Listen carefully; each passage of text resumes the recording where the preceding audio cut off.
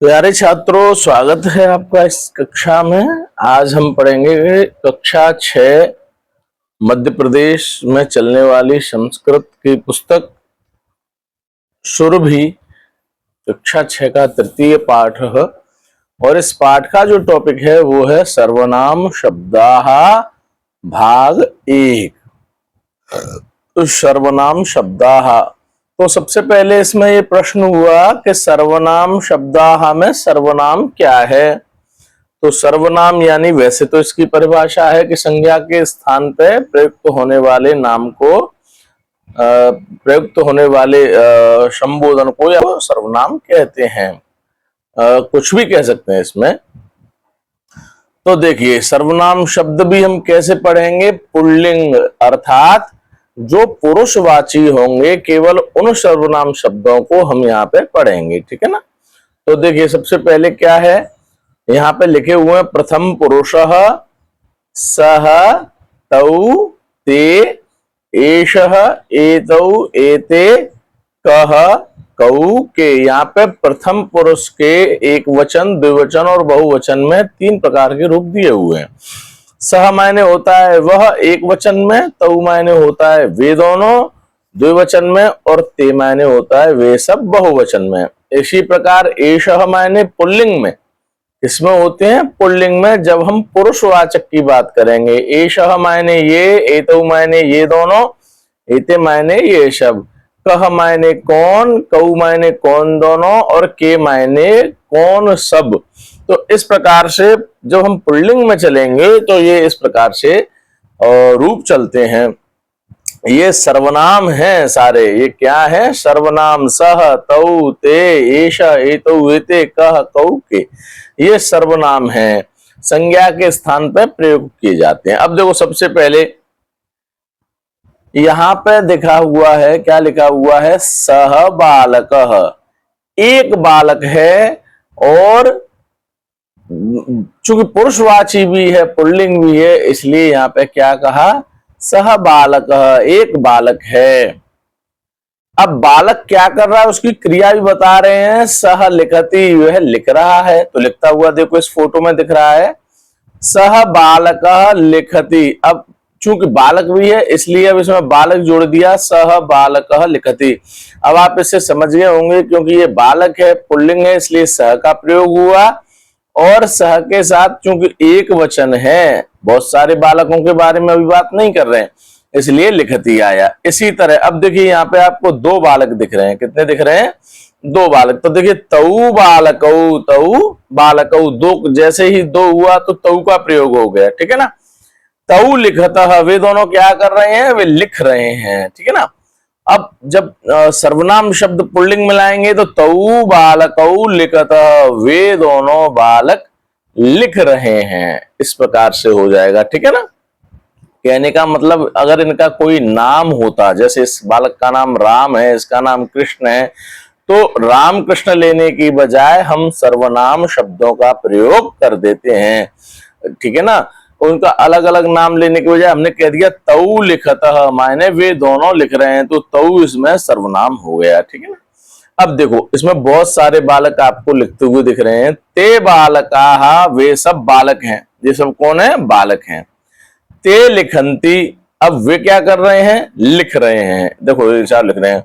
अब जब हम इन दोनों जो हमारे ये सेंटेंस हैं, ते बालकाः ते लिखन्ति, इन दोनों को एक करके बोल देंगे तो क्या हो जाएगा? ते बालकाः लिखन्ति, ये सब बालक लिख रहे हैं।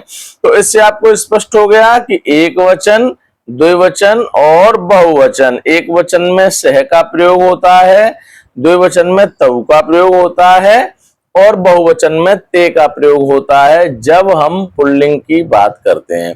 और जो क्रिया होती है, जैसे लिखति, लिखतः, लिखन्ति, ये भी इसी के हिसाब से चलती है, सह तौ ते के आधार से ही चलती है। अब देखो, ये एक गिलास है। ये क्या है? गिलास। अब कोई उंगली कर कर बता रहा है इसको, एषः चषकः, एषः चषकः, चषकः माने गिलास होता है। चूंकि ये पास की बात है ना, तो इसलिए क्या बता रहे हैं? एषः चषकः, ये गिलास है। अब विसर्ग लगे हुए हैं तो पुल्लिंग का शब्द भी है। अब एषः चषकः अस्ति, ये गिलास है, दोनों का अर्थ एक ही है, ठीक है ना। तो ये एक वचन के लिए यहाँ पे किया गया। अब जैसे दो गिलास हुए यहाँ पे देखो, तो एषः की जगह एतौ हो गया और चषकः की जगह चषकौ हो गया। तो क्या बना, एतौ चषकौ स्तः, और यहाँ पे अस्ति था एक वचन के लिए, यहाँ पे स्तः हो गया, क्योंकि जैसे ही ये कर्ता जब बदलेगा तो क्रिया भी उसी के हिसाब से चलेगी। तो दो गिलासों की बात कर रहे हैं तो स्तः आ जाएगा, ठीक है ना। अब देखो यहाँ पे पेज बदलते हैं, तो यहाँ पे लास्ट में बता रहे एते चषकाः, चार गिलास रखे हुए हैं, यानी बहुत सारे गिलासों की बात कर रहा है। तो एषः एतौ एते पुल्लिंग में इस तरह के रूप चलेंगे, और एते चषकाः सन्ति। और जब बहुत सारे गिलास की बात करेंगे तो एते चषका सन्ति, बहुत सारे, अस्ति स्तः सन्ति, यहाँ पे सन्ति का प्रयोग हो जाएगा, यानी ये बहुत सारे गिलास हैं। बात समझ में आ रही है। अब देखो आपके यहाँ बहुत सारे उदाहरण दिए हुए हैं, कैसे दिए हुए हैं, सह नरः, तौ नरौ, ते नराः। एक वचन के लिए सह का प्रयोग, दो वचन के लिए तौ का प्रयोग, और बहुवचन के लिए ते का प्रयोग। अब ऐसे ही सह चलती, वह चल रहा है, तौ दोनों चलतः, वे दोनों चलते हैं, ते चलंती, वे सब चलते हैं। अब इसी प्रकार से आप इन सब के हिंदी अर्थ घर से ही लिख के लाओगे, ठीक है ना। ये आपके लिए एक तरह से होमवर्क है। जैसे सह सैनिका रक्षति, सह सैनिकः रक्षति, वह सैनिक रक्षा करता है, तौ सैनिकौ रक्षतः। देखते चलो कहाँ कहाँ बदला, जब दो सैनिक की बात हुई तो तौ आ गया, इधर रक्षता आ गया, और ते सैनिकाः रक्षन्ति, वे सैनिक रक्षा करते हैं। जब बहुवचन हुआ तो ते आ गया, रक्षन्ति भी इधर आ गया। इसी प्रकार कर लोगे ना। अब देखो यहाँ पे आपसे इस तरह के प्रश्न पूछ रहा है, एक चित्र दिया हुआ है, आप सब इस चित्र को देख के समझ गए होंगे ये कौन है, ठीक है ना। लेकिन प्रश्न क्या किया, सह कः, तो उत्तर आया सह वानरः। ऐसे अगर कोई पूछता है सह वानरः, ठीक है ना। तौ कौ, तौ गोल दीपौ, जो बल्ब होता है उसको संस्कृत में गोल दीप कहते हैं, ठीक है ना। और देखो ते के ते खगाहा, बहुत सारे पक्षी आपको दिख रहे हैं इसलिए ते खगाहा, ठीक है ना। अब अभ्यासकार, इसमें आपको उचित मेल करना है, सह के साथ किसको मिलाना है, एक वचन वाले को मिलाना है। बात समझ में आ रही है, तो सह के साथ देखो यहाँ पे देखो सह पठति, इसको इससे मिला देंगे, सह पठति, ठीक है ना। मयूरः नृत्यति से मिलाएंगे, मयूर नृत्य करता है क्योंकि मयूर भी एक वचन है। नरः, नरः, नरः के साथ आ जाएगा गच्छति, नर जाता है, ठीक है ना। ऐसे ही हमें द्विवचन के रूप में सैनिकौ, सैनिकौ रक्षतः, सैनिक रक्षा करते हैं, ठीक है। गजाः, गजाः क्या करेंगे, गजाः सन्ति, हाथी हैं, इस पर बहुवचन पे लगा देंगे हैं। और अब खादंती बचा, खादंती पे क्या लगाएंगे, ये कर सकते हैं एते खादंती या ते खादंती, ठीक है ना। इस तरह से इसको मिला देंगे अपन। अब देखो यहाँ ये इधर पठित्वा वाक्यानि रचयति, ये कह रहे हैं इनको पढ़ के वाक्य रचिए। सह नरः गच्छति, मूल शब्द इसमें तद, एतद, किम, नर, अस, गम, ये मूल शब्द होते हैं। तद की सह तौ ते, एतद का एषः एतौ एते, किम का कह कौ के, नर का नरः नरौ नराः, अस का अस्ति स्तः सन्ति, गम गच्छति गच्छतः गच्छन्ति। ये मूल शब्द या मूल धातु हैं जिनसे ये रूप चलते हैं। तो अब आपको क्या करना है, आपको इनको याद करना है। सह तौ ते, एक वचन में सह, दो वचन में तौ ते, ठीक है ना। फिर जब आपको ये याद हो जाएंगे तब आप धीरे धीरे छोटे छोटे वाक्य बनाना सीखेंगे, ठीक है ना। अब यहाँ तक जो बात हो गई वो पुल्लिंग की होगी। अब आगे आ गया देखो, अब स्त्रीलिंगम में चलेंगे, ठीक है ना। बिल्कुल वैसे ही जैसे पुल्लिंग में था, रूप बदल जाएंगे, सा ते ता हो जाएगा, वहां पे सह तौ ते था, ईशा एते एता हो जाएगा, और का के का। तो ये स्त्रीलिंग और पुल्लिंग के रूपों में अंतर है। तो हमको जब ये याद हो जाएंगे तो हमें अलग से हमें समझने की जरूरत नहीं होगी, एक मिनट में पता लग जाएगा कि इसका प्रयोग हमें स्त्रीलिंग के साथ करना है और इसका प्रयोग हमें पुल्लिंग के साथ करना है। तो देखो ये इशारा कर रहा है सा बालिका, देखो बालिका थोड़ी सी दूर है ना, उंगली से थोड़ी सी दूर है, मतलब दूर के लिए, किसके लिए, दूर के लिए। सा बालिका, वह बालिका है, सीधी सी बात है। अब चूंकि स्त्रीलिंग का प्रयोग पढ़ रहे हैं। सा क्रीडति, वह खेल रही है, खेलने को क्रीड़ा करना करें। अब जब दोनों वाक्यों को एक साथ मिला के बोल दें तो क्या बोलेंगे, सा बालिका क्रीडति, वह बालिका खेल रही है, ठीक है ना। ऐसे ही देखिए अभी यहां से दूर से इशारा कर रहा है, ते बालिके, अब दो बालिका आपको दिख रही है, कितनी दिख रही है, दो, तो दो के लिए ते का प्रयोग किया, ते बालिके ते क्रीडतः, वे खेल रही हैं।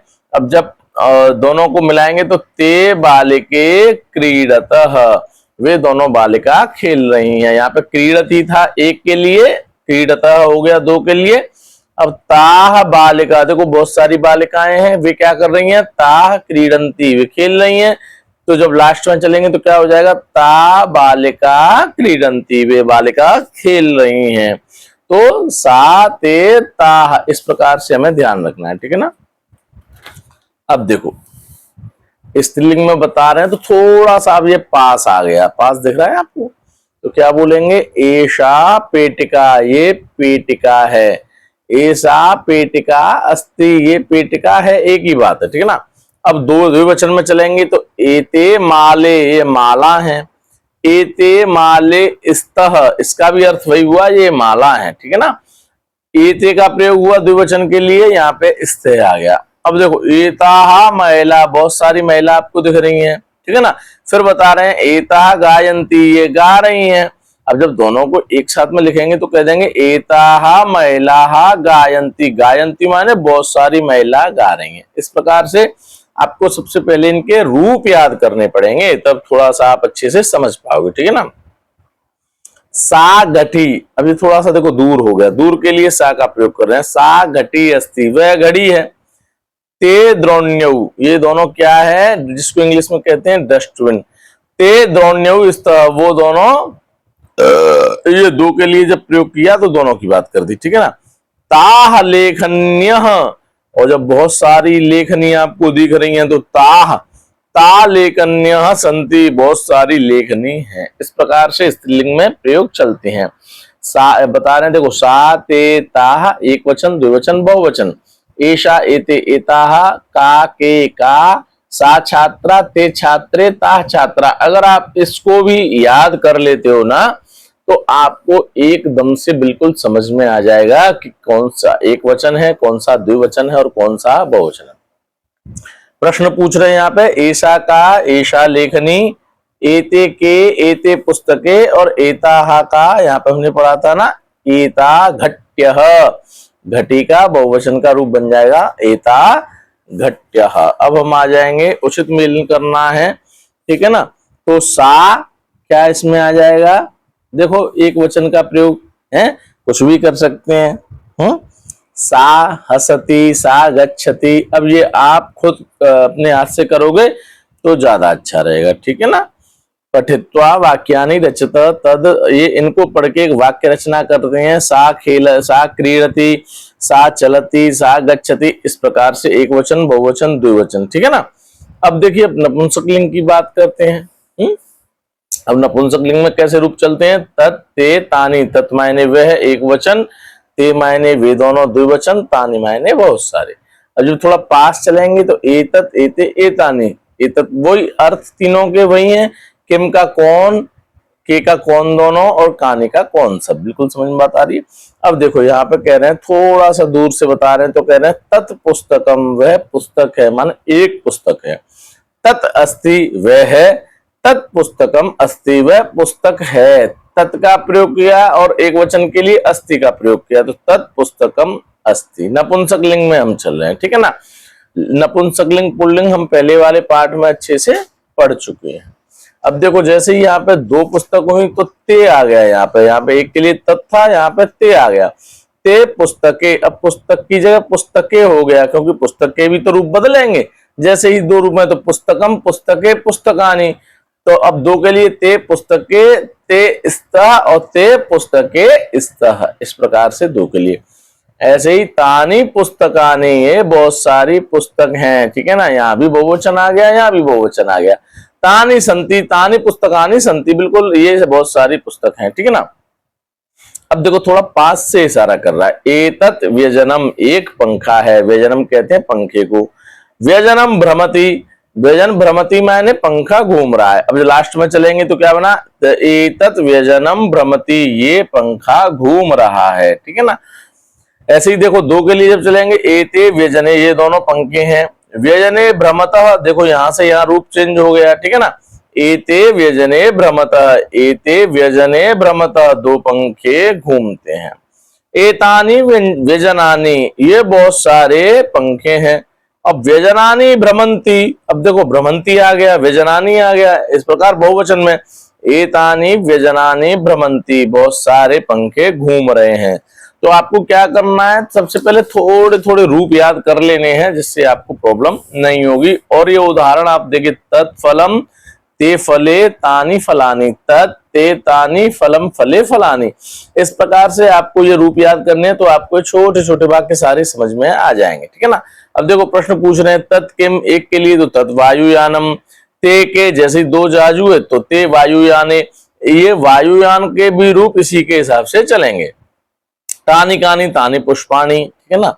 तत् किम गच्छति, तत् वायुयानम गच्छति, ते के गच्छत, ते वायुयाने गच्छत, तानि पुष्पाणि विक्षन्ति। इस तरह से ये एक वचन द्विवचन बहुवचन में हो जाता है। अब उचित मेल करना है हमें, ये आप लोग खुद ध्यान से पढ़ के घर से करके लाओगे, ठीक है ना। अब उचित मेलम, ये भी वही है, उचित मेल करना है आपको, कोई बात नहीं। देखो यहाँ पे देख लेते हैं, सह, जहां पे एक वचन का प्रयोग है, सह तो हम